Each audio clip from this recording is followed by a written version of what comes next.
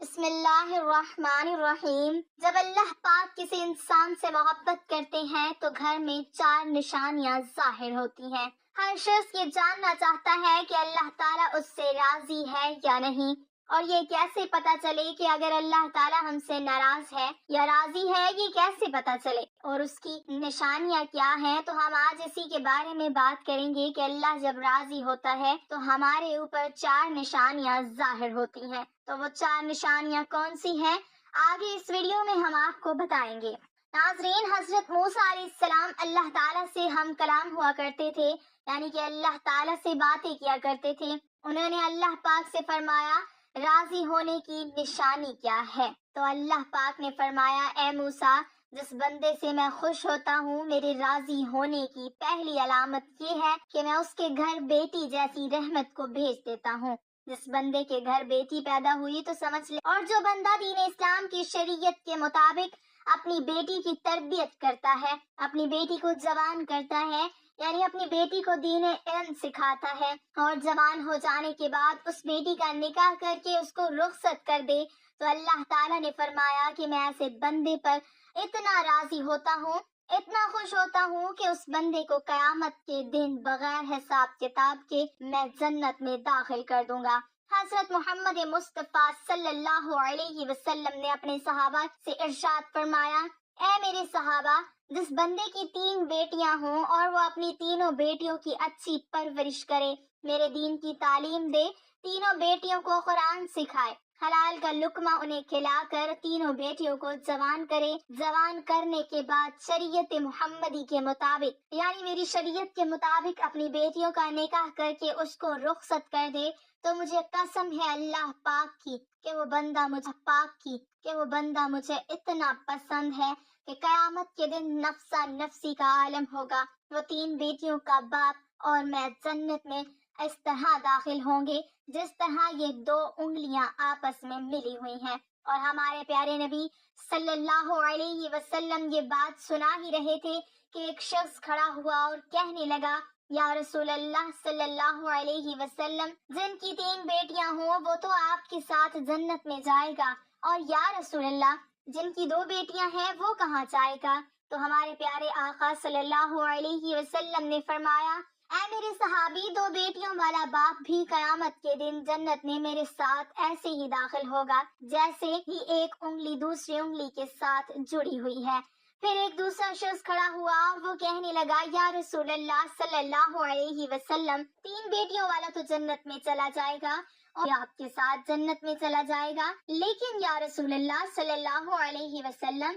میری تو صرف ایک ہی بیٹی ہے، تو کیا میں آپ کے ساتھ نہیں جا پاؤں گا؟ یا رسول اللہ صلی اللہ علیہ وسلم، اس نعمت سے میں تو محروم رہ گیا۔ تو ہمارے پیارے رسول حضرت محمد مصطفیٰ صلی اللہ علیہ وسلم نے فرمایا اے میرے صحابی، جس شخص کی ایک بیٹی بھی کیوں نہ ہو، اگر وہ حلال لقمہ اپنی بیٹی کو کھلا کر اپنی بیٹی کو جوان کرے گا اور دین کی تعلیم دے کر اس کا نکاح کر کے اس کی رخصتی کرے گا، تو ایک بیٹی والا بھی قیامت کے دن جنت میں میرے ساتھ ایسے ہی ہوگا جیسے یہ دونوں انگلیاں ایک دوسرے کے ساتھ جڑی ہوئی ہیں۔ پھر تیسرا شخص کھڑا ہوا اور رونے لگا، اس کی آنکھوں میں آنسو آ رہے تھے، تو پیارے رسول صلی اللہ علیہ وسلم نے فرمایا اے شخص، تمہیں کیا ہوا، تم رو کیوں رہے ہو؟ تو پھر وہ کہنے لگا یا رسول اللہ صلی اللہ علیہ وسلم، میں تو اس نعمت سے محروم رہ گیا۔ تو رسول اللہ صلی اللہ علیہ وسلم نے فرمایا اے شخص، بتاؤ تو صحیح ہوا کیا ہے؟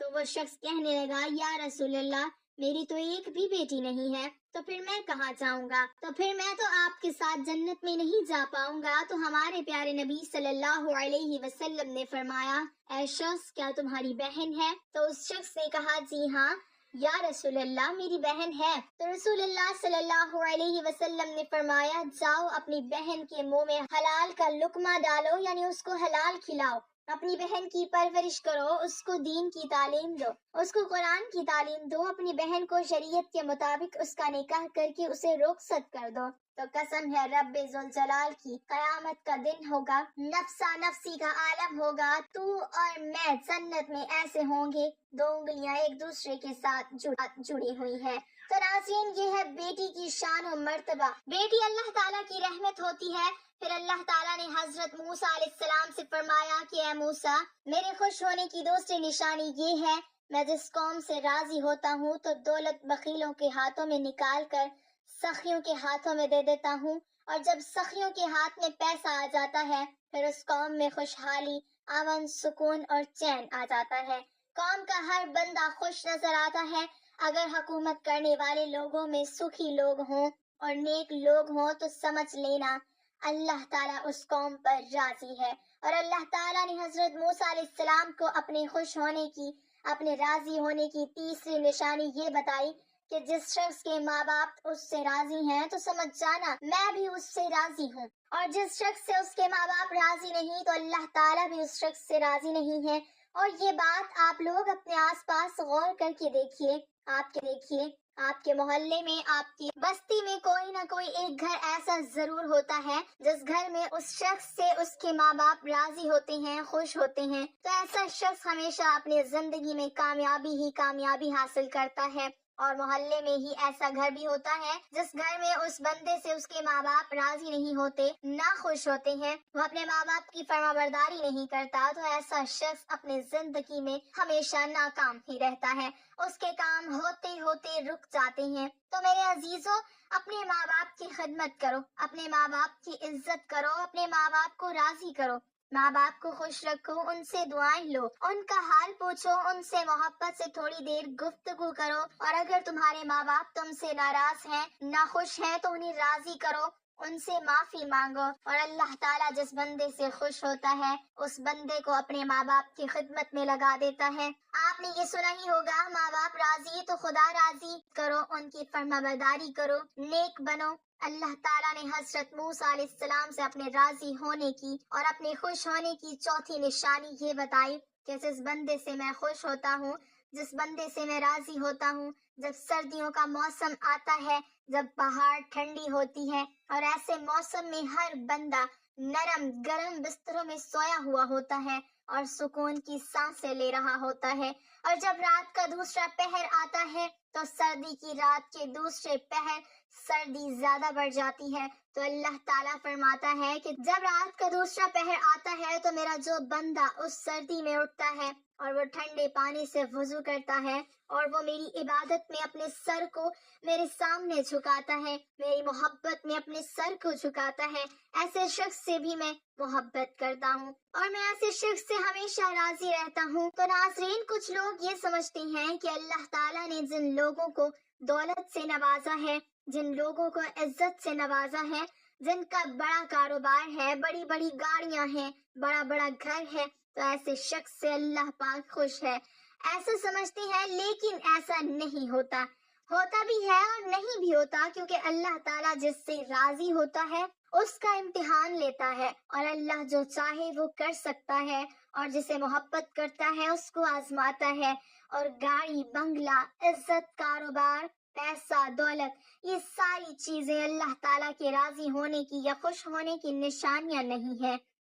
آپ حضرت ابراہیم علیہ السلام کی زندگی دیکھیے، آپ کو ایک چیز پتہ چلے گی۔ حضرت ابراہیم علیہ السلام اکیلے تھے جو اللہ پر ایمان رکھتے تھے، جو بتوں کی پوجا نہیں کرتے تھے، اسی لیے ان کے والد بھی ان کے خلاف ہوئے، انہیں آگ میں ڈالا گیا، ان کے لوگ ان کے خلاف ہو گئے۔ سوچو، اللہ تعالیٰ ان سے اتنی محبت کرتا تھا اور ان کے ساتھ ایسے معاملے ہوئے، اللہ کی طرف سے آزمائش تھی، اور حضرت ابراہیم علیہ السلام نے ہر آزمائش کو ایمان کے ساتھ، صبر کے ساتھ، اللہ تعالیٰ پر یقین کے ساتھ پورا کیا۔ اور آج ہم یہ کہتے ہیں کہ جس شخص کے پاس اچھا کاروبار ہے، دولت ہے، بڑی گاڑیاں ہیں، بڑے بنگلے ہیں، بڑی زمینیں ہیں، جائیداد ہیں، اللہ تعالیٰ اس سے محبت کرتا ہے۔ ایسا نہیں ہے، ایسا ہو بھی سکتا ہے اور ایسا نہیں بھی ہو سکتا، لیکن یہ نشانی نہیں ہے، بلکہ اگر آپ صحیح سلامت ہیں، آپ کا جسم صحیح سلامت ہے، آپ کا گھر صحیح سلامت ہے،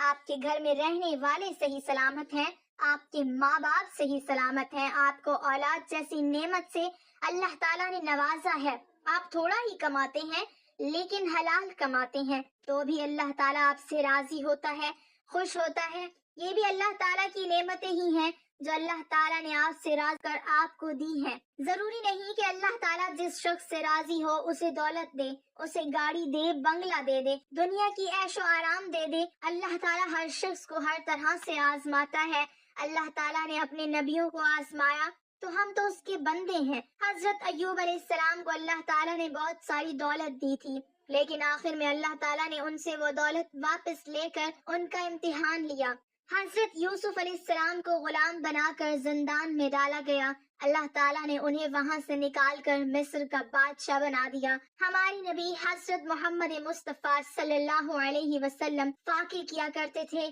کتنے دنوں تک تو ان کے گھر میں چولہا نہیں چلا کرتا تھا۔ تو اللہ تعالیٰ ہر شخص کو الگ الگ طرح سے آزماتا ہے، الگ الگ چیزوں سے آزماتا ہے۔ کسی کو دولت دے کر آزماتا ہے تو کسی سے دولت لے کر آزماتا ہے۔ اللہ تعالیٰ قرآن میں فرماتا ہے، بے شک ہم تمہیں آزمائیں گے اور ضرور آزمائیں گے۔ اللہ پاک ہمیں دین اسلام پر ثابت قدم رہنے کی توفیق عطا فرمائے اور ہمیں نیکوکاروں میں شامل کرے، آمین۔ ناظرین، کمنٹ باکس میں اللہ تعالیٰ کے 99 ناموں میں سے ایک نام ضرور ٹائپ کریں۔